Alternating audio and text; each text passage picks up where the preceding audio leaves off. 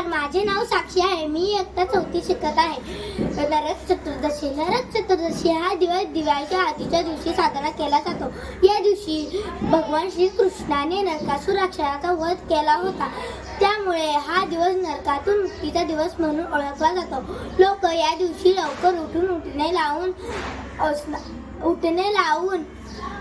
लावून अंघोळ करतात. या दिवशी दिवे लावून अंधकाराचा नाश करण्याची प्रथा आहे. घरात स्वच्छ सुगंधी उटणे आणि तेल लावून स्नान करतात. या दिवशी यमराजाची पूजा करून अकाली मृत्यू टळावा अशी प्रार्थना केली जाते. याला काही ठिकाणी चोळी पूजा किंवा अभंग स्नानाचा दिवस असेही म्हणतात. नरक चतुर्दशी सुख शांती आणि आरोग्याचे प्रतीक मानले जाते. धन्यवाद.